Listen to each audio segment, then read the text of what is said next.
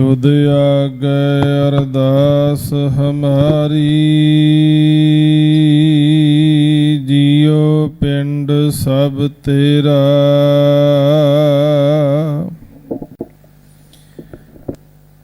कहो नानक सब तेरी वड्याई,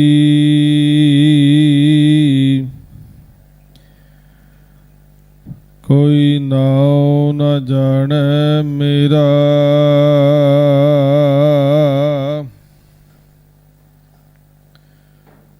कन हर बूंद बसो रोमावल, कुसुम बसंत गनंत न आवे। रब सस किरण रब सस किरण उदर सागर को, गंग तरंग अंत को पावे। रुद्र त्यान ज्ञान सतगुर के, कब जन पल उन्हें जो गावे।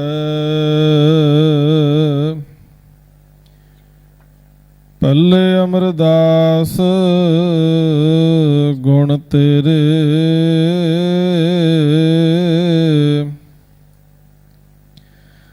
तेरी उपमा तोहे बन आवे।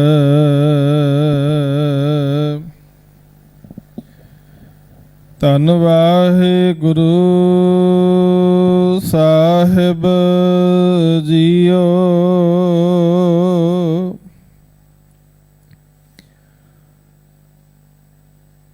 गौड़ी महिला पंजवा।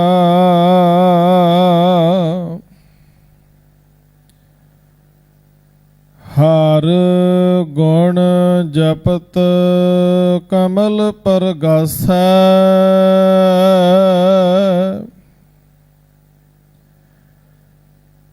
हर सिमरत त्रास सब नासै।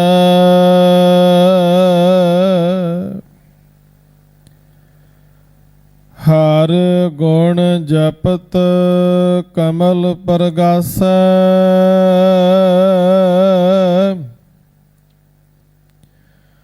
हर सिमरत त्रास सब नासै।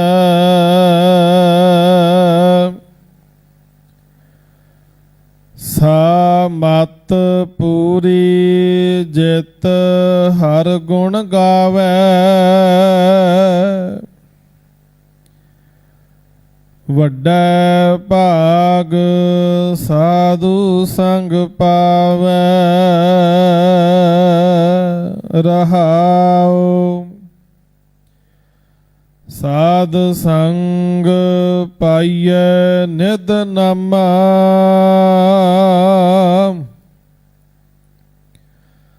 साध संग पूरन सब कामा।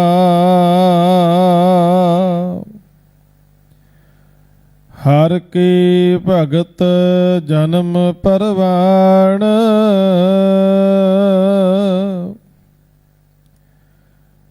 गुर कृपा ते नाम वखाण। कहो नानक सो जन परवान, जाकै हृदय वसै भगवान। कहो नानक सो जन परवान, जाकै हृदय वसै भगवान। वाहिगुरु जी का खालसा, वाहिगुरु जी की फतेह। परम सन्मान योग चवर छतर तख्त दे मालक, गरीब नवाज भगत वत्सल सतगुरु ਗੁਰੂ ਗ੍ਰੰਥ ਸਾਹਿਬ ਸੱਚੇ ਪਾਤਸ਼ਾਹ ਜੀਆਂ ਦੀ ਪਾਵਨ ਪਵਿੱਤਰ ਮੁਕੱਦਸ ਹਜ਼ੂਰੀ ਵਿੱਚ ਜੁੜ ਬੈਠੇ ਗੁਰੂ ਸਵਾਰੇ ਸਤ ਸੰਗੀ ਜਨੋ ਅਤੇ ਆਪਣੇ ਘਰਾਂ ਦੇ ਅੰਦਰ ਬੈਠ ਕਰਕੇ ਫਤਿਹ ਟੀਵੀ ਦੇ ਮਾਧਿਅਮ ਦੇ ਰਾਹੀਂ ਪਾਵਨ ਬਾਣੀ ਸਰਵਨ ਕਰ ਰਹੇ ਗੁਰੂ ਸਵਾਰਿਓ, ਆਪ ਸਭ ਵਡਭਾਗੇ ਹੋ ਜੋ ਅੰਮ੍ਰਿਤ ਵੇਲੇ ਹਜੂਰ ਸੱਚੇ ਪਾਤਸ਼ਾਹ ਜੀ ਦੀ ਪਾਵਨ ਬਾਣੀ ਸਰਵਨ ਕਰਨ ਦਾ ਸੁਭਾਗ ਸਮਾਂ ਮਿਲਿਆ ਹੈ। ਆਓ ਸਾਧ ਸੰਗਤ ਚੱਲ ਰਹੀ ਲੜੀਵਾਰ ਸ਼ਬਦ ਵਿਚਾਰ ਦੇ ਨਾਲ ਜੁੜਨ ਦਾ ਯਤਨ ਕਰੀਏ ਅਤੇ ਅੱਜ ਤੀਸਰੇ ਪਾਤਸ਼ਾਹ ਧੰਨ ਧੰਨ ਗੁਰੂ ਅਮਰਦਾਸ ਮਹਾਰਾਜ ਸਤਿਗੁਰਾਂ ਦਾ ਪਾਵਨ ਪ੍ਰਕਾਸ਼ ਪੁਰਬ ਦਿਹਾੜਾ ਹੈ। ਸਮੁੱਚੀਆਂ ਸੰਗਤਾਂ ਨੂੰ ਲੱਖ ਲੱਖ ਵਧਾਈਆਂ ਹੋਣ। ਸਤਿਗੁਰਾਂ ਦੇ ਮਹਾਨ ਜੀਵਨ ਇਤਿਹਾਸ ਵਿੱਚੋਂ ਵੀ ਕੁਝ ਬਚਨਾਂ ਦੀ ਸਾਂਝ ਆਪ ਜੀ ਨਾਲ ਕਰਾਂਗੇ। ਆਓ ਸਭ ਤੋਂ ਪਹਿਲਾਂ ਜੋ ਲੜੀਵਾਰ ਸ਼ਬਦ ਹੈ ਇਹਦੀ ਵਿਚਾਰ ਦੇ ਨਾਲ ਆਪਣੀਆਂ ਮਨ ਬਿਰਤੀਆਂ ਨੂੰ ਜੋੜੀਏ। ਸੋ ਰਸਨਾ ਦੀ ਪਵਿੱਤਰਤਾ ਵਾਸਤੇ ਸਾਰੀ ਸੰਗਤ ਕਿਰਪਾ ਕਰੋ ਜੀ। ਸਤਨਾਮ ਸ੍ਰੀ ਵਾਹਿਗੁਰੂ ਸਾਹਿਬ ਜੀ। ਸਤਨਾਮ ਸ੍ਰੀ ਵਾਹਿਗੁਰੂ ਸਾਹਿਬ ਜੀ। ਸਾਧ ਸੰਗਤ, ਅੱਜ ਦਾ ਜੋ ਸ਼ਬਦ ਵਿਚਾਰਿਆ ਜਾਣਾ ਹੈ ਇਹ ਪਾਵਨ ਸ਼ਬਦ ਗੌੜੀ ਰਾਗ ਦੇ ਅੰਦਰ ਗੁਰੂ ਗ੍ਰੰਥ ਸਾਹਿਬ ਜੀ ਦੇ ਪਾਵਨ ਅੰਗ 199 ਦੇ ਉੱਪਰ ਸੁਭਾਏਮਾਨ ਹੈ। ਪੰਚਮ ਪਾਤਸ਼ਾਹ ਗੁਰੂ ਅਰਜਨ ਸਾਹਿਬ ਜੀ ਮਹਾਰਾਜ ਸਤਿਗੁਰਾਂ ਦੀ ਮੁਬਾਰਕ ਰਸਨਾ ਤੋਂ ਉਚਾਰਨ ਕੀਤੇ ਹੋਏ ਪਾਵਨ ਬਚਨ ਗੌੜੀ ਮਹਿਲਾ ਪੰਜਵਾਂ। ਹਰ ਗੁਣ ਜਪਤ ਕਮਲ ਪ੍ਰਗਾਸੈ, ਹਰ ਸਿਮਰਤ ਤਰਾਸ ਸਭ ਨਾਸੈ। ਸਾ ਮਤ ਪੂਰੀ ਜਿਤ ਹਰ ਗੁਣ ਗਾਵੈ, ਵੱਡਾ ਭਾਗ ਸਾਧੂ ਸੰਗ ਪਾਵੈ ਰਹਾਓ। ਇਹਨਾਂ ਪਾਵਨ ਬਚਨਾਂ ਦੇ ਅੰਦਰ ਗੁਰੂ ਅਰਜਨ ਸਾਹਿਬ ਮਹਾਰਾਜ ਨੇ ਕਿਰਪਾ ਕੀਤੀ ਹੈ ਮਨੁੱਖ ਦੀ ਜ਼ਿੰਦਗੀ ਦੇ ਅੰਦਰ ਸਿਮਰਨ ਦੀਆਂ ਕੈਸੀਆਂ ਬਰਕਤਾਂ ਵਰਤਦੀਆਂ ਨੇ, ਉਹਦਾ ਬੜਾ ਪਿਆਰਾ ਜ਼ਿਕਰ ਇੱਥੇ ਮਹਾਰਾਜ ਨੇ ਕੀਤਾ। ਅਸਲ ਗੱਲ ਤਾਂ ਇਹ ਹੈ ਕਿ ਬੰਦਗੀ ਤੋਂ ਸਿਮਰਨ ਤੋਂ ਵਿਹੂਣਾ ਮਨੁੱਖ ਕਿਸੇ ਕੰਮ ਦਾ ਨਹੀਂ। ਮਹਾਰਾਜ ਨੇ ਬਾਣੀ ਦੇ ਵਿੱਚ ਫੈਸਲਾ ਦਿੱਤਾ, ਜਿਨੀ ਐਸਾ ਹਰ ਨਾਮ ਨਾ ਚੇਤਿਓ ਸੇ ਕਾਹੇ ਜਗ ਆਏ RAM ਰਾਜੇ। ਕਹਿੰਦੇ ਜਿਨ੍ਹਾਂ ਨੂੰ ਪਰਮੇਸ਼ਰ ਚੇਤੇ ਨਹੀਂ, ਜਿਨ੍ਹਾਂ ਨੇ ਪਰਮੇਸ਼ਰ ਦੀ ਬੰਦਗੀ ਵਿੱਚ ਆਪਣੇ ਸਵਾਸਾਂ ਨੂੰ ਨਹੀਂ ਲਾਇਆ, ਉਹਨਾਂ ਦਾ ਸੰਸਾਰ ਤੇ ਆਉਣ ਦਾ ਕੀ ਲਾਭ ਹੋਇਆ। ਇਸੇ ਕਰਕੇ ਭਗਤਾਂ ਨੇ ਜਦੋਂ ਵੀ ਪਰਮੇਸ਼ਰ ਦੇ ਦਰ ਤੋਂ ਕੁਝ ਮੰਗਿਆ ਹੈ, ਉਹਨਾਂ ਨੇ ਇਹੋ ਹੀ ਮੰਗ ਮੰਗੀ ਹੈ, ਤੇਰੀ ਪਨਾਹ ਖੁਦਾਏ ਤੂੰ ਬਖਸ਼ੰਦਗੀ, ਸ਼ੇਖ ਫਰੀਦੈ ਖੈਰ ਦੀਜੈ ਬੰਦਗੀ। ਉਹਨਾਂ ਨੇ ਬੰਦਗੀ ਦਾ ਖੈਰ ਮੰਗਿਆ। ਤੇ ਬਾਬਾ ਕਬੀਰ ਸਾਹਿਬ ਦੇ ਵੀ ਬਚਨ ਆਪਾਂ ਪੜ੍ਹਦੇ ਹਾਂ, ਭਾਵੇਂ ਉਹਨਾਂ ਨੇ ਆਪਣੇ ਸ਼ਬਦ ਵਿੱਚ ਦੁਨਿਆਵੀ ਚੀਜ਼ਾਂ ਵੀ ਮੰਗੀਆਂ ਨੇ, ਮੰਜੇ ਬਿਸਤਰੇ ਮੰਗੇ, ਲੂਣ ਆਟਾ ਘਿਓ ਮੰਗਿਆ, ਪਰ ਉਹਨਾਂ ਨੇ ਆਖਰ ਵਿੱਚ ਕਿਹਾ ਮੈਂ ਨਾ ਹੀ ਕੀਤਾ ਲੱਭੋ, ਇੱਕ ਨਾਉ ਤੇਰਾ ਮੈਂ ਫੱਬੋ। ਕਹਿਣ ਲੱਗੇ ਮੈਂ ਲੱਭ ਲੋਭ ਵਸ ਹੋ ਕੇ ਨਹੀਂ ਕੁਝ ਮੰਗਿਆ। ਭਾਵੇਂ ਦੁਨਿਆਵੀ ਚੀਜ਼ਾਂ ਵੀ ਪਰਮੇਸ਼ਰ ਦੇ ਕੋਲੋਂ ਮੰਗੀਆਂ ਨੇ, ਪਰ ਕਹਿਣ ਲੱਗੇ ਮੈਨੂੰ ਫੱਬਦਾ ਤੇ ਤੇਰਾ ਨਾਮ ਹੀ ਹੈ, ਚੰਗਾ ਤੇ ਤੇਰਾ ਨਾਮ ਹੀ ਲੱਗਦਾ ਹੈ। ਤੇ ਸਿੱਖ ਜਦੋਂ ਅਰਦਾਸ ਕਰਦਾ ਹੈ ਨਾ, ਬਹੁਤ ਸਾਰੇ ਦਾਨ ਅਸੀਂ ਮੰਗਦੇ ਹਾਂ, ਉਹਦੇ ਵਿੱਚ ਇਹ ਵੀ ਆਪਾਂ ਬਚਨ ਪੜ੍ਹਦੇ ਸਿੱਖਾਂ ਨੂੰ, ਸਿੱਖੀ ਦਾਨ, ਕੇਸ ਦਾਨ, ਰਹਿਤ ਦਾਨ, ਵਿਵੇਕ ਦਾਨ, ਵਿਸਾਹ ਦਾਨ, ਭਰੋਸਾ ਦਾਨ, ਤੇ ਆਖਰ ਦੇ ਵਿੱਚ ਜਿਹੜਾ ਸਭ ਤੋਂ ਸ੍ਰੇਸ਼ਟ ਦਾਨ ਉਹ ਮੰਗਿਆ ਜਾਂਦਾ, ਦਾਨਾ ਸਿਰ ਦਾਨ, ਨਾਮ ਦਾਨ। ਕਹਿਣ ਲੱਗੇ ਨਾਮਦਾਨ ਦੀ ਵੀ ਦਾਤ ਸਤਿਗੁਰੂ ਕਿਰਪਾ ਕਰਕੇ ਸਿੱਖ ਦੀ ਝੋਲੀ ਵਿੱਚ ਪਾਓ। ਤੇ ਇੱਥੇ ਰਹਾਉ ਦੇ ਬੰਦ ਵਿੱਚ ਹਜੂਰ ਬਖਸ਼ਿਸ਼ ਕਰਦੇ ਨੇ, ਸਾ ਮਤ ਪੂਰੀ ਜਿਤ ਹਰ ਗੁਣ ਗਾਵੇ। ਕਹਿੰਦੇ ਉਹੀ ਮਤ ਪੂਰੀ ਤੇ ਸ੍ਰੇਸ਼ਟ ਮੰਨੀ ਜਾਏਗੀ ਜਿਹਦੇ ਨਾਲ ਪਰਮੇਸ਼ਰ ਦੇ ਗੁਣ ਗਾਏ ਜਾ ਸਕਣ, ਉਹਦੀ ਬੰਦਗੀ ਕੀਤੀ ਜਾ ਸਕੇ। ਪੂਰਾ ਪ੍ਰਭ ਅਰਾਧਿਆ ਪੂਰਾ ਜਾ ਕਾ ਨਾਉ। ਹੁਣ ਪੂਰੇ ਪਰਮੇਸ਼ਰ ਦੀ ਬੰਦਗੀ ਕਰਨ ਵਾਲੀ ਮਤ ਜਿਹੜੀ ਉਹ ਪੂਰੀ ਹੋ ਸਕਦੀ ਹੈ। ਜਿਹਦੇ ਕੋਲ ਅਧੂਰੀ ਮਤ ਹੈ, ਸਾਧ ਸੰਗਤ ਤੋਂ ਬੰਦਗੀ ਵਿੱਚ ਜੁੜ ਨਹੀਂ ਸਕਦਾ। ਨੌਵੇਂ ਪਾਤਸ਼ਾਹ ਦੇ ਬਚਨ ਆਪਾਂ ਬਹੁਤ ਵਾਰੀ ਪੜ੍ਹਦੇ ਹਾਂ, ਮਨ ਰੇ ਕੌਣ ਕੁਮਤ ਤੈ ਲੀਨੀ, ਪਰ ਦਾਰਾ ਨਿੰਦਿਆ ਰਸ ਰਚਿਓ, ਰਾਮ ਭਗਤ ਨਹਿ ਕੀਨੀ। ਇਹ ਹੁਣ ਕੁਮਤ ਦੀ ਗੱਲ ਹੋ ਰਹੀ ਹੈ, ਇੱਥੇ ਪੂਰੀ ਮਤ ਨਹੀਂ, ਕੁਮਤ ਹੈ। ਇਸ ਕਰਕੇ ਪਰਮੇਸ਼ਰ ਦੀ ਬੰਦਗੀ ਦੀ ਥਾਵੇਂ ਪਰ ਦਾਰਾ ਨਿੰਦਿਆ ਰਸ ਰਚਿਓ। ਪਰਾਇਆ ਰੂਪ ਤੱਕਣ ਦੇ ਵਿੱਚ ਮਸਤ ਹੋ ਗਿਆ ਮਨੁੱਖ, ਤੇ ਸਾਧ ਸੰਗਤ ਪਰਾਈ ਨਿੰਦਿਆ ਦੇ ਵਿੱਚੋਂ ਰਸ ਭਾਲਦਾ ਏ। ਤੇ ਜਿਸ ਨੂੰ ਪੂਰੀ ਮਤ ਮਿਲ ਗਈ ਉਹ ਪਰਮੇਸ਼ਰ ਦੀ ਬੰਦਗੀ ਵਿੱਚ ਜੁੜ ਜਾਂਦਾ ਏ। ਤੇ ਸਾਧ ਸੰਗਤ ਅੱਜ ਗੁਰੂ ਅਮਰਦਾਸ ਮਹਾਰਾਜ ਦਾ ਪ੍ਰਕਾਸ਼ ਪੁਰਬ ਹੈ, ਤੇ ਆਪਾਂ ਸਾਰੇ ਜਾਣਦੇ ਹਾਂ 62 ਸਾਲ ਦੀ ਉਮਰ ਦੇ ਵਿੱਚ ਜਦੋਂ ਗੁਰੂ ਅਮਰਦਾਸ ਪਾਤਸ਼ਾਹ ਜੀ ਨੂੰ ਇੱਕ ਸੰਨਿਆਸੀ ਸਾਧੂ ਨੇ ਇਹ ਕਹਿ ਦਿੱਤਾ ਕਿ ਤੂੰ ਨਿਗੁਰਾ ਏ, ਤੂੰ ਗੁਰੂ ਵਾਲਾ ਨਹੀਂ ਬਣਿਆ, ਨਗੁਰੇ ਦੇ ਹੱਥੋਂ ਮੈਂ ਭੋਜਨ ਖਾਧਾ, ਇਸ ਕਰਕੇ ਮੇਰਾ ਜਪ ਤਪ ਸੰਜਮ ਭ੍ਰਿਸ਼ਟ ਹੋ ਗਿਆ। ਜਦੋਂ ਐਸੇ ਬਚਨ ਸੁਣੇ ਤੇ ਮਨ ਵਿੱਚ ਇੱਕ ਚੋਟ ਵੱਜੀ, ਇੱਕ ਖਿਆਲ ਆਇਆ ਕਿ ਸੱਚਮੁੱਚ ਅਜੇ ਤੱਕ ਮੈਂ ਗੁਰੂ ਧਾਰਨ ਨਹੀਂ ਕੀਤਾ ਤੇ 62 ਸਾਲ ਦੀ ਉਮਰ ਹੋ ਗਈ ਸਾਧ ਸੰਗਤ। ਹੁਣ ਆਮ ਤੌਰ ਤੇ ਆਪਾਂ ਵੇਖਦੇ ਹਾਂ ਕਿ 60 ਸਾਲ ਦੀ ਉਮਰ ਦੇ ਵਿੱਚ ਬੰਦਾ ਰਿਟਾਇਰ ਹੋ ਜਾਂਦਾ ਹੈ। ਉਹਨੂੰ ਕਿਹਾ ਜਾਂਦਾ ਹੁਣ ਤੂੰ ਕੰਮਕਾਰ ਕੋਈ ਨਹੀਂ ਕਰਨਾ ਕਿਉਂਕਿ ਤੂੰ ਬੁੱਢਾ ਹੋ ਗਿਆ, 60 ਕੇ ਬੁਢੇਪਾ ਆਵੇ। ਤੇ ਬਾਬਾ ਫਰੀਦ ਸਾਹਿਬ ਦੇ ਸ਼ਲੋਕ ਨੇ, ਬਾਬਾ ਫਰੀਦ ਸਾਹਿਬ ਨੇ ਇੱਕ ਖਿਆਲ ਬੜਾ ਪਿਆਰਾ ਦਿੱਤਾ।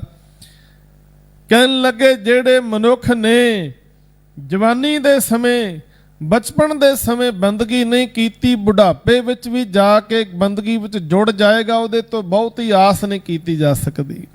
ਆਪਾਂ ਵੇਖਦੇ ਆਮ ਤੌਰ ਤੇ ਇਸੇ ਤਰ੍ਹਾਂ ਹੁੰਦਾ ਹੈ।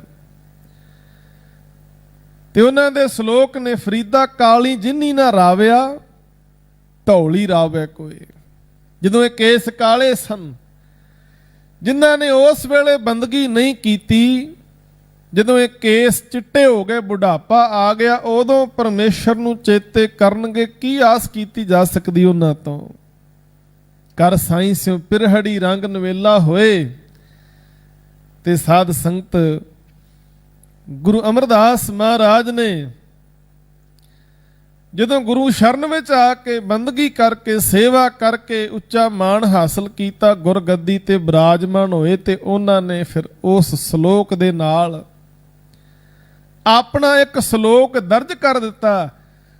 ਆਖਿਆ ਪਤਾ ਨਹੀਂ ਕਿਹੜੇ ਵੇਲੇ ਗੁਰੂ ਦੀ ਕਿਰਪਾ ਵਰਤੇ, ਖੋਟੀ ਮੱਤ ਵਾਲਾ ਬੰਦਾ ਜਿਹੜਾ ਭੈੜੇ ਕੰਮਾਂ ਵਿੱਚ ਲੱਗਿਆ ਹੋਇਆ ਸੀ, ਜਦੋਂ ਕਿਤੇ ਗੁਰੂ ਦੀ ਕਿਰਪਾ ਵਰਤਦੀ ਹੈ ਉਹ ਮਨੁੱਖ ਵੀ ਪਰਮੇਸ਼ਰ ਦੀ ਬੰਦਗੀ ਵਿੱਚ ਜੁੜ ਜਾਂਦਾ, ਆਪਣਾ ਜੀਵਨ ਸਫਲਾ ਕਰ ਲੈਂਦਾ ਹੈ।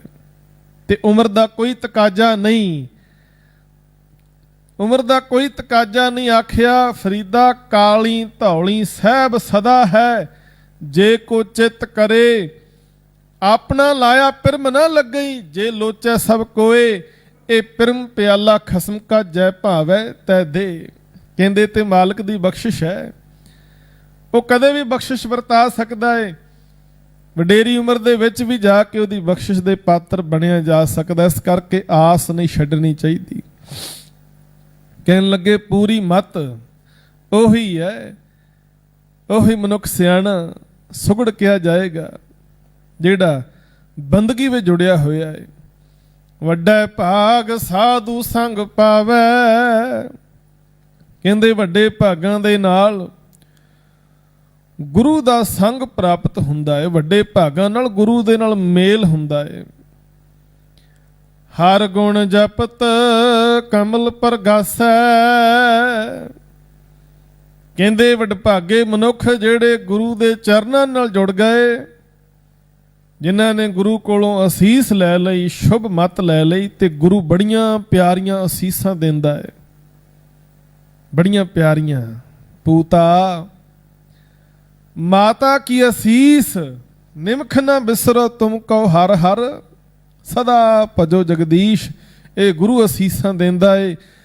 ਬੰਦਗੀ ਵਿੱਚ ਲੱਗੇ ਹੋਏ ਜੀਵ ਪਰਮੇਸ਼ਰ ਦਾ ਸਿਮਰਨ ਕਰਦਿਆਂ ਹੋਇਆਂ ਸੱਚੇ ਪਾਤਸ਼ਾਹ ਤੇ ਬਖਸ਼ਿਸ਼ ਕਰਦੇ ਨੇ। ਕਮਲ ਪ੍ਰਗਾਸ ਹੈ, ਉਹਨਾਂ ਦੇ ਹਿਰਦੇ ਰੂਪੀ ਕਮਲ ਵਿਗਾਸ ਵਿੱਚ ਆ ਜਾਂਦੇ, ਖੇੜੇ ਵਿੱਚ ਆ ਜਾਂਦੇ, ਪ੍ਰਕਾਸ਼ ਹੋ ਜਾਂਦੇ। ਨਾਨਕ ਭਗਤਾਂ ਸਦਾ ਵਿਗਾਸ ਸੁਣਿਆ ਦੁਖ ਪਾਪ ਕਾ ਨਾਸ। ਹਰ ਸਿਮਰਤ ਤਰਾਸ ਸਭ ਨਾਸੈ। ਤਰਾਸ ਕਹਿੰਦੇ ਨੇ ਡਰ ਫਿਕਰ। ਕਹਿੰਦੇ ਬੰਦਗੀ ਕਰਨ ਦੇ ਨਾਲ ਭਗਤ ਜਨਾਂ ਦੇ ਹਿਰਦੇ ਜਿੱਥੇ ਸਦਾ ਖਿੜੇ ਰਹਿੰਦੇ ਨੇ, ਉੱਥੇ ਉਹਨਾਂ ਦੀ ਜ਼ਿੰਦਗੀ ਵਿੱਚ ਡਰ ਨਹੀਂ ਹੁੰਦਾ, ਕਿਸੇ ਤਰ੍ਹਾਂ ਦਾ ਕੋਈ ਫਿਕਰ ਨਹੀਂ ਹੁੰਦਾ। ਕਿਉਂਕਿ ਨਿਰਭਉ ਜਪੈ ਸਗਲ ਭਉ ਮਿਟੈ। ਜਿਨ ਨਿਰਭਉ, ਜਿਨ ਹਰ ਨਿਰਭਉ ਧਿਆਇਆ ਜੀ, ਤਿਨ ਕਾ ਭਉ ਸਭ ਗਵਾਸੀ। ਉਹਨਾਂ ਦੇ ਸਾਰੇ ਡਰ ਜਿਹੜੇ ਨੇ, ਭਉ ਜਿਹੜੇ ਨੇ, ਉਹ ਮੁੱਕ ਜਾਂਦੇ ਹਨ। ਸਾਧ ਸੰਗ ਪਾਈਐ ਨਿਧ ਨਾਮਾ। ਕਹਿੰਦੇ ਇਹ ਨਾਮ ਦੀ ਦਾਤ ਸਾਧ ਸੰਗਤ ਵਿੱਚ ਆ ਕੇ ਪ੍ਰਾਪਤ ਹੁੰਦੀ ਹੈ। ਜਦੋਂ ਤੂੰ ਸਾਧ ਸੰਗਤ ਵਿੱਚ ਆਏਗਾ, ਗੁਰੂ ਦੇ ਦਰ ਤੇ ਆ ਕੇ ਬੇਨਤੀ ਕਰੇਗਾ, ਮਹਾਰਾਜ ਦਾਨਾ ਸਿਰ ਦਾਨ ਨਾਮ ਦਾਨ, ਇਹ ਦਾਤ ਮੇਰੀ ਝੋਲੀ ਵਿੱਚ ਪਾਓ, ਤੇ ਗੁਰੂ ਫਿਰ ਤਰੁੱਠ ਕੇ ਇਹ ਦਾਤ ਝੋਲੀ ਵਿੱਚ ਪਾ ਦਿੰਦਾ ਹੈ। ਸਾਧ ਸੰਗ ਪੂਰਨ ਸਭ ਕਾਮਾ। ਕਹਿੰਦੇ ਜਿਸ ਮਨੁੱਖ ਨੂੰ ਸਾਧ ਸੰਗਤ ਪ੍ਰਾਪਤ ਹੋ ਗਈ, ਜਿਸ ਮਨੁੱਖ ਤੇ ਗੁਰੂ ਦੀ ਕਿਰਪਾ ਵਰਤੀ, ਜਿਹਨੂੰ ਬੰਦਗੀ ਦੀ ਦਾਤ ਮਿਲ ਗਈ, ਉਹਦੇ ਸਾਰੇ ਕਾਰਜ ਜਿਹੜੇ ਨੇ ਪੂਰੇ ਹੋ ਜਾਂਦੇ ਨੇ। ਹੁਣ ਸਭ ਤੋਂ ਵੱਡਾ ਕਾਰਜ ਕੀ ਹੈ? ਮਨੁੱਖਾ ਦੇਹ ਦੀ ਸਫਲਤਾ। ਜਾ ਕਉ ਆਏ ਸੋਈ ਬਿਹਾਜੋ ਹਰ ਗੁਰ ਤੇ ਮਨੇ ਬਸੇਰਾ। ਨਿਜ ਕਰ ਮਹਿਲ ਪਾਵੋ ਸੁਖ ਸਹਿਜੇ, ਬੌਰ ਨਾ ਹੋਏ ਗੋ ਫੇਰਾ। ਮਨ ਗੁਰ ਮਿਲ ਕਾਜ ਸਵਾਰੇ। ਸਭ ਤੋਂ ਵੱਡਾ ਸਾਡਾ ਜ਼ਿੰਦਗੀ ਦਾ ਜਿਹੜਾ ਕਾਰਜ ਹੈ ਸਾਧ ਸੰਗਤ, ਇਹੋ ਹੀ ਹੈ ਕਿ ਸਾਡੇ ਸਵਾਸ ਉਹਦੀ ਬੰਦਗੀ ਵਿੱਚ ਲੱਗ ਸਕਣ। ਸਾਸ ਸਾਸ ਸਿਮਰੋ ਗੋਬਿੰਦ, ਮਨ ਅੰਤਰ ਕੀ ਉਤਰੇ ਚਿੰਦ। ਸਾਡਾ ਚੇਤਾ ਜਿਹੜਾ ਹੈ, ਸਾਡੇ ਚੇਤੇ ਦੇ ਵਿੱਚ ਪ੍ਰਭੂ ਵਸਿਆ ਰਹੇ। ਤੇ ਜਿਸ ਦੇ ਚੇਤੇ ਵਿੱਚ ਪ੍ਰਭੂ ਵਸ ਜਾਂਦਾ ਹੈ, ਉਹਦੇ ਫਿਰ ਸਾਰੇ ਕਾਰਜ ਆਪੇ ਪੂਰੇ ਹੋ ਜਾਂਦੇ ਨੇ। ਉਹਦੇ ਕਾਰਜ ਪਰਮੇਸ਼ਰ ਆਪ ਹੀ ਸਾਰੇ ਸਵਾਰ ਦਿੰਦਾ ਹੈ। ਹਰ ਕੀ ਭਗਤ ਜਨਮ ਪ੍ਰਵਾਨ। ਕਹਿੰਦੇ ਮਨੁੱਖਾ ਜਨਮ ਉਹਦਾ ਪ੍ਰਵਾਨ ਸਮਝੋ ਜਿਹੜਾ ਮਨੁੱਖ ਹਰੀ ਦੀ ਭਗਤੀ ਵਿੱਚ ਜੁੜ ਗਿਆ। ਹਰੀ ਦੀ ਭਗਤੀ ਵਿੱਚ ਉਹਦਾ ਮਨੁੱਖਾ ਜਨਮ ਪ੍ਰਵਾਨ ਹੋ ਜਾਂਦਾ ਏ, ਲੇਖੇ ਵਿੱਚ ਪੈ ਜਾਂਦਾ ਏ। ਗੁਰ ਕਿਰਪਾ ਤੇ ਨਾਮ ਵਿਖਾਣ। ਤੇ ਗੁਰੂ ਦੀ ਕਿਰਪਾ ਤੋਂ ਬਗੈਰ ਇਹ ਸੰਭਵ ਨਹੀਂ। ਇਸ ਕਰਕੇ ਆਪਾਂ ਜਦੋਂ ਮੂਲ ਮੰਤਰ ਪੜ੍ਹਦੇ ਹਾਂ, ਰੱਬੀ ਗੁਣ ਉਹਦੇ ਵਿੱਚ ਬਿਆਨ ਕੀਤੇ ਨੇ, ਤੇ ਆਖਰ ਤੇ ਸ਼ਬਦ ਵਰਤਿਆ ਗੁਰ ਪ੍ਰਸਾਦ। ਗੁਰੂ ਦੀ ਕਿਰਪਾ ਦੁਆਰਾ, ਗੁਰੂ ਦੀ ਕਿਰਪਾ ਦੁਆਰਾ ਹੀ ਪਰਮੇਸ਼ਰ ਦੀ ਬੰਦਗੀ ਵਿੱਚ ਜੁੜਿਆ ਜਾ ਸਕਦਾ ਹੈ। ਗੁਰੂ ਦੀ ਕਿਰਪਾ ਦੁਆਰਾ ਹੀ ਪਰਮੇਸ਼ਰ ਦਾ ਨਾਮ ਸਿਮਰਿਆ ਜਾ ਸਕਦਾ ਹੈ। ਗੁਰੂ ਹੀ ਮਿਹਰ ਕਰਕੇ ਕਿਰਪਾ ਕਰਕੇ ਇਹ ਦਾਤ ਬਖਸ਼ਦਾ ਹੈ। ਤੇ ਸਾਧ ਸੰਗਤ, ਅੱਜ ਤੀਸਰੇ ਪਾਤਸ਼ਾਹ ਗੁਰੂ ਅਮਰਦਾਸ ਮਹਾਰਾਜ ਜੀ ਸਤਿਗੁਰਾਂ ਦਾ ਪ੍ਰਕਾਸ਼ ਪੁਰਬ ਸਮੁੱਚੇ ਵਿਸ਼ਵ ਦੇ ਵਿੱਚ ਬੜੇ ਸ਼ਰਧਾ ਨਾਲ ਮਨਾਇਆ ਜਾ ਰਿਹਾ ਹੈ। ਵੈਸੇ ਤੇ ਬਹੁਤ ਵੱਡੇ ਵੱਡੇ ਸਮਾਗਮ ਹਰ ਗੁਰੂ ਘਰ ਦੇ ਵਿੱਚ ਉਲੀਕੇ ਜਾਂਦੇ ਸਨ, ਪਰ ਇਸ ਵਾਰ ਜੋ ਲਾਕਡਾਊਨ ਹੋਣ ਕਰਕੇ ਕੋਈ ਵੀ ਸਮਾਗਮ ਵੱਡੇ ਪੱਧਰ ਤੇ ਨਹੀਂ ਹੋ ਰਿਹਾ, ਪਰ ਆਪਾਂ ਘਰਾਂ ਦੇ ਵਿੱਚ ਬੈਠੇ ਹਾਂ। ਗੁਰੂ ਅਮਰਦਾਸ ਪਾਤਸ਼ਾਹ ਜੀ ਦਾ ਪੁਰਬ ਮਨਾਉਣਾ ਹੈ। ਉਹ ਪੁਰਬ ਆਪਾਂ ਕਿਵੇਂ ਮਨਾ ਸਕਦੇ? ਸਾਧ ਸੰਗਤ, ਆਪਣੇ ਘਰਾਂ ਦੇ ਵਿੱਚ ਬੈਠੇ ਹਾਂ, ਗੁਰੂ ਦਾ ਪੁਰਬ ਕਿਵੇਂ ਮਨਾਈਏ? ਇਹ ਗੱਲ ਬੜੀ ਧਿਆਨ ਦੇਣ ਯੋਗ ਹੈ। ਗੁਰੂ ਦਾ ਪੁਰਬ ਮਨਾਉਣ ਤੋਂ ਭਾਵ ਗੁਰੂ ਦਾ ਜਸ ਕਰਨਾ, ਗੁਰੂ ਦਾ ਜਸ ਕਰਨਾ, ਗੁਰੂ ਦੀਆਂ ਸਿੱਖਿਆਵਾਂ ਨੂੰ ਚੇਤੇ ਕਰਨਾ। ਤੇ ਮੈਂ ਬੇਨਤੀ ਕਰਾਂ ਸਾਧ ਸੰਗਤ, ਜੇ ਗੁਰੂ ਦੀ ਸਿੱਖਿਆ ਅਸੀਂ ਚੇਤੇ ਨਹੀਂ ਨਾ ਕਰਦੇ ਤੇ ਫਿਰ ਗੁਰਪੁਰਬ ਜਿੰਨੇ ਮਰਜ਼ੀ ਵੱਡੇ ਪੱਧਰ ਤੇ ਮਨਾਈਏ ਕੋਈ ਬਹੁਤਾ ਲਾਭ ਨਹੀਂ ਹੋਣਾ। ਅਸੀਂ ਘਰਾਂ ਵਿੱਚ ਬੈਠੇ ਜੇ ਗੁਰੂ ਦੀ ਸਿੱਖਿਆ ਨੂੰ ਗ੍ਰਹਿਣ ਕਰ ਲਿਆ, ਗੁਰੂ ਦਾ ਜਸ ਘਰਾਂ ਵਿੱਚ ਬੈਠਿਆਂ ਕੀਤਾ, ਤੇ ਅਸੀਂ ਘਰੇ ਬੈਠੇ ਗੁਰਪੁਰਬ ਮਨਾ ਲਵਾਂਗੇ। ਗੱਲ ਕੀ ਹੈ? ਗੁਰੂ ਦੀ ਸਿੱਖਿਆ ਤੇ ਅਮਲ ਕਰਨ ਦੀ, ਗ੍ਰਹਿਣ ਕਰਨ ਦੀ। ਹੁਣ ਗੁਰੂ ਦੀ ਸਿੱਖਿਆ, ਗੁਰੂ ਦੀਆਂ ਸਾਖੀਆਂ, ਉਹਨਾਂ ਨੂੰ ਆਪਾਂ ਪੜ੍ਹੀਏ, ਵਿਚਾਰੀਏ। ਗੁਰੂ ਅਮਰਦਾਸ ਮਹਾਰਾਜ, ਗੁਰੂ ਅਮਰਦਾਸ ਪਾਤਸ਼ਾਹ ਉਮਰ ਕਰਕੇ ਗੁਰੂ ਨਾਨਕ ਸਾਹਿਬ ਤੋਂ ਕੇਵਲ 10 ਸਾਲ ਛੋਟੇ ਨੇ, ਕਿਉਂਕਿ 1469 ਦੇ ਵਿੱਚ ਗੁਰੂ ਨਾਨਕ ਸਾਹਿਬ ਜੀ ਦਾ ਪ੍ਰਕਾਸ਼ ਹੋਇਆ ਤੇ 1479 ਦੇ ਅੰਦਰ ਗੁਰੂ ਅਮਰਦਾਸ ਪਾਤਸ਼ਾਹ ਜੀ ਦਾ ਪ੍ਰਕਾਸ਼ ਬਾਬਾ ਤੇਜ ਭਾਨ ਜੀ ਭੱਲਾ ਦੇ ਗ੍ਰਹਿ ਵਿਖੇ ਮਾਤਾ ਲక్ష్ਮੀ ਜੀ ਪਿੰਡ ਬਾਸਰਕੇ ਦੀ ਧਰਤੀ ਤੇ ਹੁੰਦਾ ਹੈ। ਤੇ ਤੁਸੀਂ ਵੇਖੋਗੇ ਇੱਕੇ ਹੀ ਟਾਈਮ 4 ਗੁਰ ਵਿਅਕਤੀ ਮੌਜੂਦ ਨੇ। 1521 ਦੇ ਵਿੱਚ ਗੁਰੂ ਅੰਗਦ ਸਾਹਿਬ ਜੀ ਦਾ ਪ੍ਰਕਾਸ਼ ਹੁੰਦਾ, 1534 ਦੇ ਵਿੱਚ ਗੁਰੂ ਰਾਮਦਾਸ ਜੀ ਦਾ ਪ੍ਰਕਾਸ਼ ਹੁੰਦਾ ਹੈ। 4 ਗੁਰ ਵਿਅਕਤੀ ਇੱਕੋ ਸਮੇਂ ਮੌਜੂਦ ਨੇ। ਤੇ ਗੁਰੂ ਅਮਰਦਾਸ ਪਾਤਸ਼ਾਹ ਜੀ ਜੋ ਖੇਤੀਬਾੜੀ ਵੀ ਕਰਦੇ, ਨਾਲ ਨਾਲ ਦੁਕਾਨਦਾਰੀ ਵੀ ਕਰਦੇ ਨੇ। ਬਾਬਾ ਤੇਜ ਭਾਨ ਜੀ ਭੱਲਾ ਉਹ ਦੁਕਾਨ ਵੀ ਚਲਾਉਂਦੇ ਨੇ ਤੇ ਆਪਣੀਆਂ ਧਾਰਮਿਕ ਰੁਚੀਆਂ ਦੇ ਮੁਤਾਬਕ ਹਰ ਸਾਲ ਦੇਵੀ ਦੇ ਦਰਸ਼ਨਾਂ ਵਾਸਤੇ ਵੀ ਜਾਂਦੇ ਸਨ। ਬਹੁਤ ਸਾਲ ਜਾਂਦੇ ਰਹੇ। ਇੱਕ ਸਾਲ ਐਸਾ ਆਇਆ ਜਦੋਂ ਯਾਤਰਾ ਕਰਨ ਵਾਸਤੇ ਜਾ ਰਹੇ ਰਸਤੇ ਵਿੱਚ ਸੰਨਿਆਸੀ ਵੈਸ਼ਨਵ ਸਾਧੂ ਉਹਨਾਂ ਨੂੰ ਮਿਲ ਗਿਆ ਤੇ ਉਹਨਾਂ ਦੀ ਬੜੀ ਸੇਵਾ ਕੀਤੀ। ਜਦੋਂ ਉਹਨਾਂ ਨੇ ਸਵਾਲ ਕੀਤਾ ਵੀ ਤੁਹਾਡਾ ਗੁਰੂ ਕੌਣ ਹੈ, ਤੇ ਬਾਬਾ ਅਮਰਦਾਸ ਕਹਿਣ ਲੱਗੇ ਮੈਂ ਅਜੇ ਤੱਕ ਗੁਰੂ ਧਾਰਿਆ ਨਹੀਂ, ਅਜੇ ਤੱਕ ਮੈਂ ਗੁਰੂ ਵਾਲਾ ਬਣਿਆ ਨਹੀਂ। ਤਾਂ ਉਹਨਾਂ ਨੇ ਕਹਿ ਦਿੱਤਾ ਤੂੰ ਨਗੁਰਾ ਹੈ, ਤੇਰੇ ਹੱਥੋਂ ਮੈਂ ਜਲ ਪਾਣੀ ਛਕਿਆ, ਮੇਰਾ ਸਾਰਾ ਜਪ ਤਪ ਵਿਅਰਥ ਚਲਿਆ ਗਿਆ। ਇਸ ਗੱਲ ਦੀ ਚੋਟ ਵੱਜੀ ਸਾਧ ਸੰਗਤ ਕਿ ਨਗੁਰਾ ਮਨੁੱਖ ਇੰਨਾ ਮਾੜਾ ਹੈ। ਇਸ ਗੱਲ ਦੀ ਚੋਟ ਵੱਜੀ, ਕਹਿਣ ਲੱਗੇ ਹੁਣ ਮੈਂ ਗੁਰੂ ਧਾਰਨ ਕਰਾਂਗਾ, ਗੁਰੂ ਵਾਲਾ ਬਣਾਂਗਾ। ਤੇ ਗੁਰੂ ਅੰਗਦ ਸਾਹਿਬ ਦੀ ਸਪੁੱਤਰੀ ਬੀਬੀ ਅਮਰੋ ਗੁਰੂ ਅਮਰਦਾਸ ਪਾਤਸ਼ਾਹ ਦੇ ਭਤੀਜੇ ਭਾਈ ਜੱਸੂ ਨਾਲ ਵਿਆਹੀ ਹੋਈ ਸੀ। ਬੀਬੀ ਅਮਰੋ ਅੰਮ੍ਰਿਤ ਵੇਲੇ ਉੱਠ ਕੇ ਬਾਣੀ ਪੜ੍ਹਦੀ ਹੈ ਤੇ ਗੁਰੂ ਅਮਰਦਾਸ ਪਾਤਸ਼ਾਹ ਜੀ ਨੇ ਉਹ ਬੋਲ ਬਚਨ ਸੁਣੇ। ਉਹ ਬਚਨ ਸੁਣ ਕੇ ਅੰਦਰ ਖਿੱਚ ਪੈਦਾ ਹੋ ਗਈ ਗੁਰੂ ਨੂੰ ਮਿਲਣ ਦੀ। ਤੇ ਬੀਬੀ ਅਮਰੋ ਦੇ ਨਾਲ ਜਾ ਕਰਕੇ ਬਾਬਾ ਅਮਰਦਾਸ ਜੀ ਗੁਰੂ ਅੰਗਦ ਸਾਹਿਬ ਜੀ ਦੀ ਚਰਨ ਸ਼ਰਨ ਵਿੱਚ ਪਹੁੰਚੇ ਨੇ।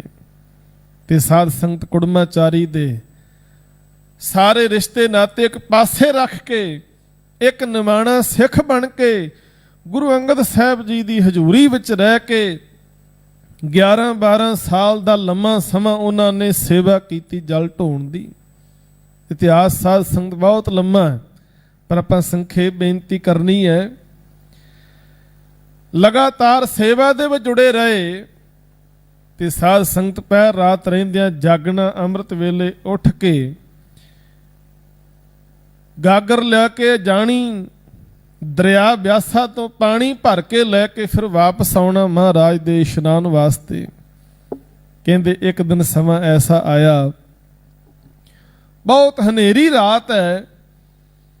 ਕਹਿੰਦੇ ਜੁਲਾਹੇ ਉਹਨਾਂ ਨੇ ਸੂਤ ਰੰਗਣ ਵਾਸਤੇ, ਸੂਤ ਨੂੰ ਰੰਗ ਕੇ ਸੁਕਾਉਣ ਵਾਸਤੇ ਖੱਡੀ ਜਿਹੜੀ ਬੁਣਨ ਵਾਸਤੇ ਕਿੱਲਾ ਕੱਢਿਆ। ਉਸ ਕਿੱਲੇ ਦੇ ਨਾਲ ਅੜ ਕੇ ਬਾਬਾ ਅਮਰਦਾਸ ਡਿੱਗ ਪਏ। ਗਾਗਰ ਜਦੋਂ ਡਿੱਗੀ ਖੜਕਾ ਆਇਆ।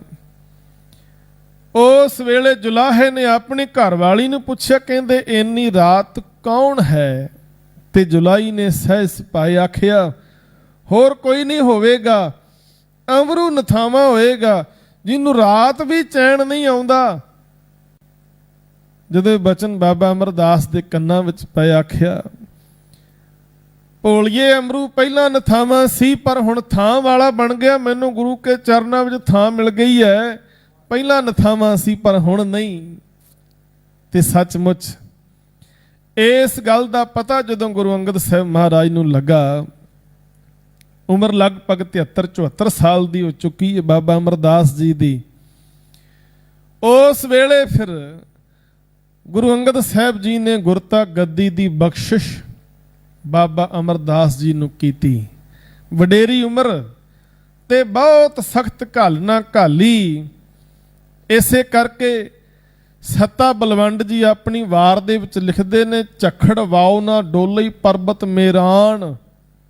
ਕਹਿੰਦੇ ਬੜੇ ਔਖੇ ਪਰਚੇ ਸਨ, ਕਿਉਂਕਿ ਕੁੜਮਾਚਾਰੀ ਦਾ ਰਿਸ਼ਤਾ ਨਾਤਾ, ਲੋਕਾਂ ਨੇ ਬਹੁਤ ਕੁਝ ਕਿਹਾ ਹੋਵੇਗਾ, ਪਰ ਉਹਨਾਂ ਨੇ ਬਿਲਕੁਲ ਦੁਨਿਆਵੀ ਲੋਕਾਂ ਦੀਆਂ ਗੱਲਾਂ ਇੱਕ ਪਾਸੇ ਰੱਖ ਕੇ ਤਨ ਮਨ ਧਨ ਸਭ ਸੌਂਪ ਗੁਰ ਕੋ ਹੁਕਮ ਮੰਨਿਆ। ਪਾਈਏ ਵਾਲੀ ਕਾਰ ਉਹਨਾਂ ਨੇ ਕਮਾਈ ਤੇ ਅੱਜ ਬਾਬਾ ਅਮਰਦਾਸ ਗੁਰੂ ਬਣ ਗਿਆ, ਗੁਰਤਾ ਗੱਦੀ ਤੇ ਬਿਰਾਜਮਾਨ ਹੋ ਗਿਆ।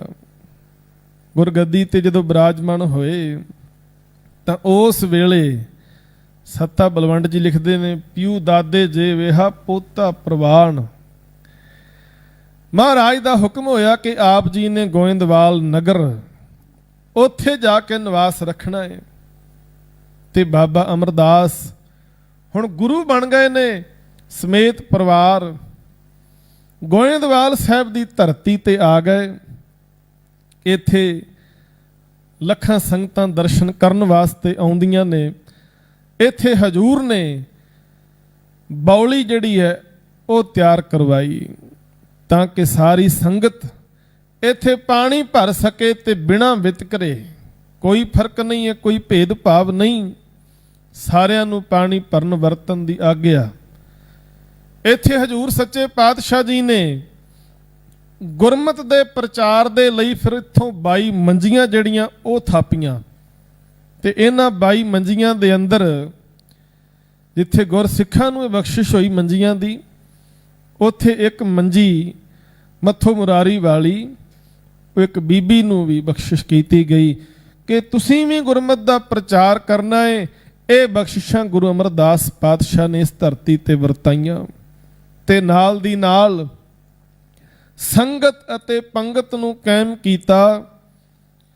ਸੰਗਤ ਅਤੇ ਪੰਗਤ ਜੋ ਗੁਰੂ ਨਾਨਕ ਸਾਹਿਬ ਪਾਤਸ਼ਾਹ ਤੋਂ ਚੱਲ ਰਹੀ ਸੀ, ਉਹਨੂੰ ਹੋਰ ਪੱਕੇ ਪੈਰੀਂ ਮਜ਼ਬੂਤ ਕਰਨ ਵਾਸਤੇ ਇੱਥੇ ਹਜੂਰ ਨੇ ਮਰਿਆਦਾ ਬਣਾ ਦਿੱਤੀ ਕਿ ਪਹਿਲਾਂ ਪੰਗਤ ਵਿੱਚ ਬੈਠਣਾ ਹੈ ਤੇ ਫਿਰ ਸੰਗਤ ਵਿੱਚ ਆਉਣਾ। ਇਹਦਾ ਕਾਰਨ ਸੀ ਕਿਉਂਕਿ ਕੁਝ ਲੋਕ ਜਿਨ੍ਹਾਂ ਅੰਦਰ ਜਾਤ ਦਾ ਅਭਿਮਾਨ ਭਰਿਆ ਹੋਇਆ ਸੀ ਨਾ, ਉਹ ਗੁਰੂ ਕੀ ਸੰਗਤ ਵਿੱਚ ਆ ਕੇ ਗੁਰੂ ਦਾ ਉਪਦੇਸ਼ ਤਾਂ ਸੁਣ ਲੈਂਦੇ ਸਨ, ਪਰ ਪੰਗਤ ਵਿੱਚ ਬਹਿ ਕੇ ਪ੍ਰਸ਼ਾਦਾ ਨਹੀਂ ਸਨ ਛਕਦੇ ਕਿ ਅਸੀਂ ਨੀਵੇਂ ਲੋਕਾਂ ਨਾਲ ਕਿਵੇਂ ਬੈਠੀਏ। ਹਜੂਰ ਨੇ ਆਖਿਆ ਪਹਿਲਾਂ ਪੰਗਤ ਵਿੱਚ ਬਹਿ ਕੇ ਲੰਗਰ ਛਕਣਾ ਹੈ ਤੇ ਫੇਰ ਹੀ ਗੁਰੂ ਕੇ ਦਰਸ਼ਨ ਹੋਣਗੇ। ਤੇ ਸਾਧ ਸੰਗਤ ਇੱਥੇ ਬੜੀ ਪਿਆਰੀ ਇੱਕ ਸਿੱਖਿਆਦਾਇਕ ਸਾਖੀ ਹੈ ਕਿ ਕਿਵੇਂ ਲੋਕ ਜਿਹੜੇ ਆਪਣੇ ਆਪ ਨੂੰ ਅਖੌਤੀ ਧਰਮੀ ਕਹਾਉਣ ਵਾਲੇ ਸਨ ਪਰ ਜਾਤ ਬਰਾਦਰੀਆਂ ਦੇ ਹੰਕਾਰ ਨਾਲ ਭਰੇ ਸਨ, ਕਿਵੇਂ ਮਹਾਰਾਜ ਨੇ ਉਹਨਾਂ ਦੇ ਹੰਕਾਰ ਨੂੰ ਤੋੜਿਆ, ਉਹਨਾਂ ਦਾ ਸੱਚ ਸਾਰਿਆਂ ਦੇ ਸਾਹਮਣੇ ਰੱਖਿਆ।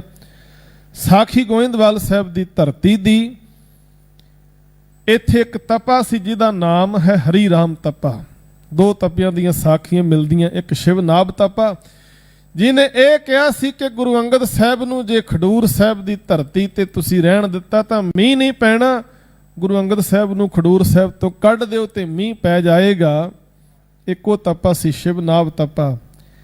ਇੱਕ ਹਰੀ ਰਾਮ ਤਪਾ, ਜਿਹਦੇ ਅੰਦਰ ਜਾਤ ਦਾ ਅਭਿਮਾਨ ਕੁੱਟ-ਕੁੱਟ ਕੇ ਭਰਿਆ ਹੋਇਆ ਹੈ ਤੇ ਲੋਕਾਂ ਨੂੰ ਭੜਕਾਉਣ ਲੱਗਾ। ਕਹਿੰਦੇ ਲੋਕਾਂ ਨੂੰ ਇਹ ਗਲਤ ਮਤ ਦੇ ਰਿਹਾ, ਕਹਿੰਦਾ ਤੁਸੀਂ ਕਮਲੇ ਹੋ ਗਏ ਜੇ, ਤੁਹਾਨੂੰ ਕੀ ਲੋੜ ਹੈ, ਤੁਸੀਂ ਜਾ ਕੇ ਨੀਵੇਂ ਲੋਕਾਂ ਨਾਲ ਬੈਠ ਕੇ ਪ੍ਰਸ਼ਾਦਾ ਛਕੋ, ਤੁਸੀਂ ਤੇ ਉੱਚੀ ਜਾਤ ਵਾਲੇ ਹੋ, ਹਰਗਿਜ਼ ਤੁਸੀਂ ਐਸਾ ਨਹੀਂ ਕਰਨਾ, ਤੁਸੀਂ ਭਿੱਟੇ ਜਾਓਗੇ, ਤੁਹਾਡੀ ਉੱਚੀ ਜਾਤ ਹੈ।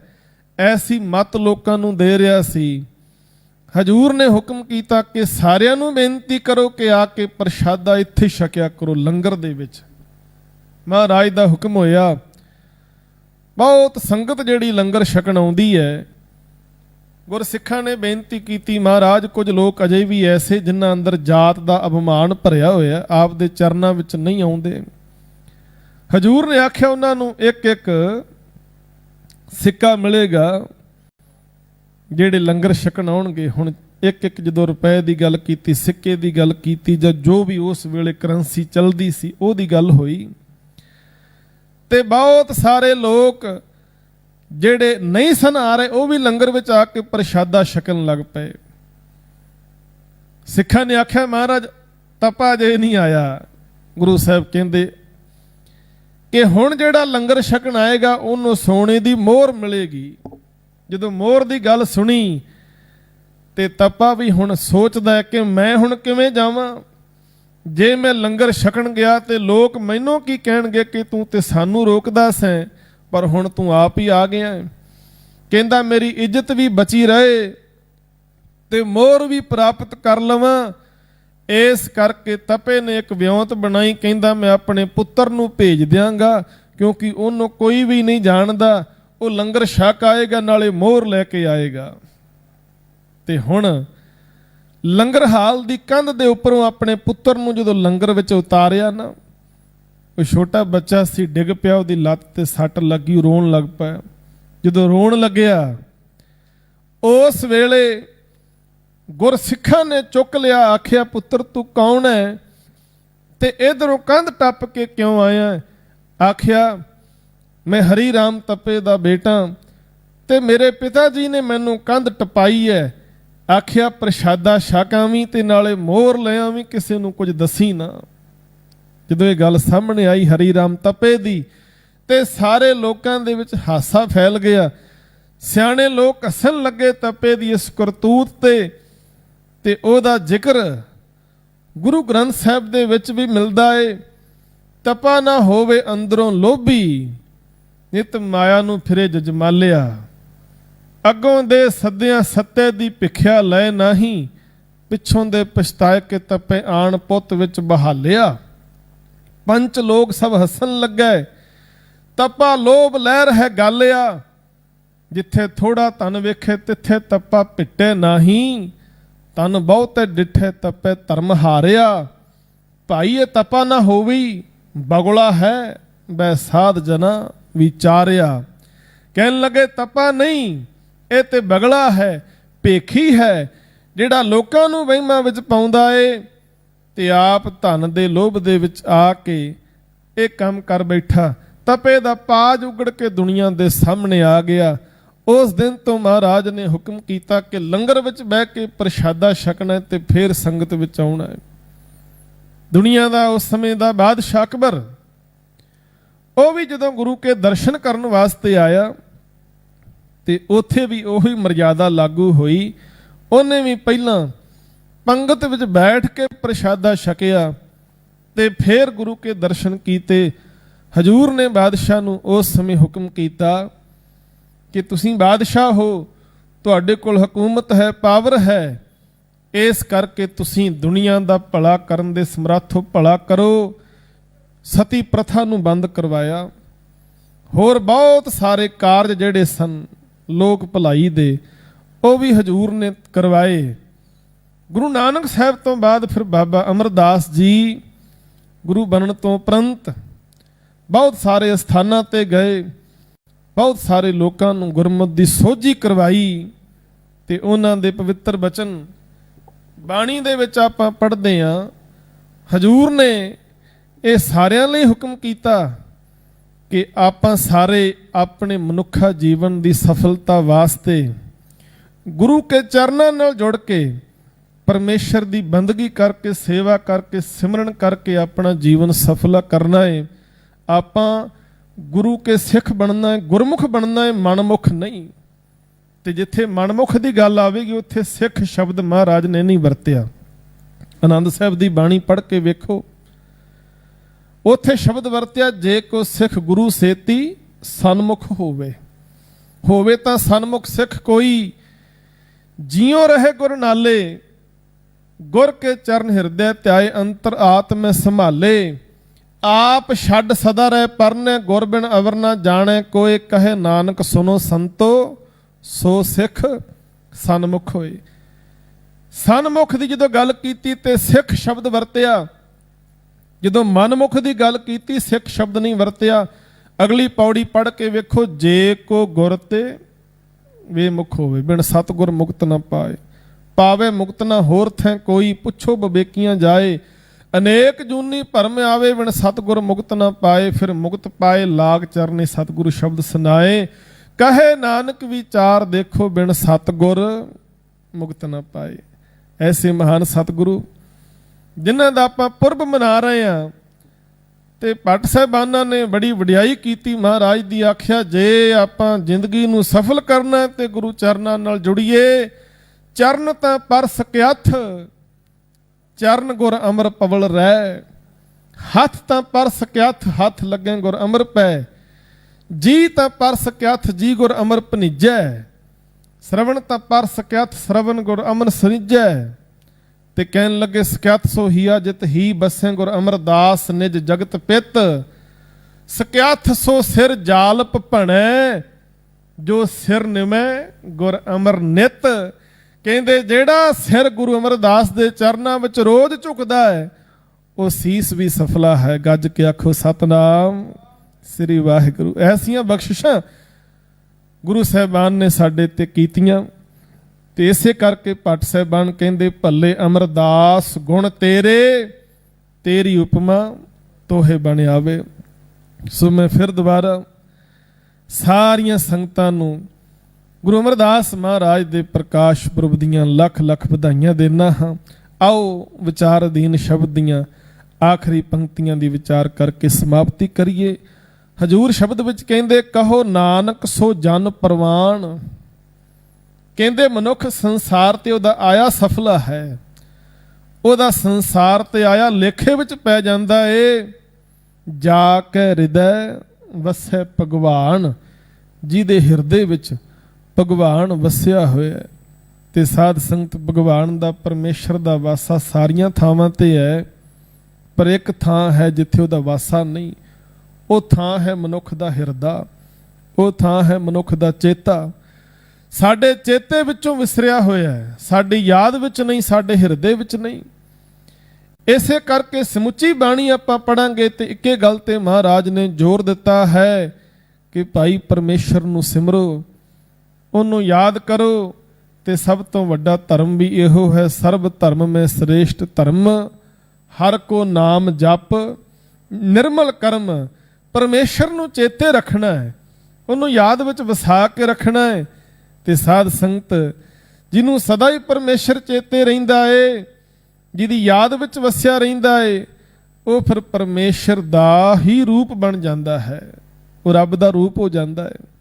ਇਸ ਕਰਕੇ ਆਪਾਂ ਵੀ ਗੁਰੂ ਕੇ ਚਰਨਾਂ ਵਿੱਚ ਇਹ ਅਰਦਾਸ ਕਰਨੀ ਹੈ, ਸਤਿਗੁਰੂ ਸਾਡੇ ਤੇ ਰਹਿਮਤ ਕਰਨ, ਸਾਡੇ ਵੀ ਹਿਰਦੇ ਵਿੱਚ ਸਦਾ ਪਰਮੇਸ਼ਰ ਵਸਿਆ ਰਹੇ, ਅਸੀਂ ਵੀ ਸਦਾ ਉਹਦੀ ਯਾਦ ਵਿੱਚ ਜੁੜੇ ਰਹੀਏ।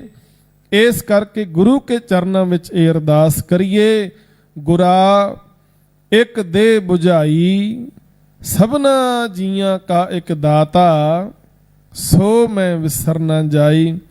ਇੰਨੀਆਂ ਬੇਨਤੀਆਂ ਪ੍ਰਵਾਨ ਕਰਨੀਆਂ।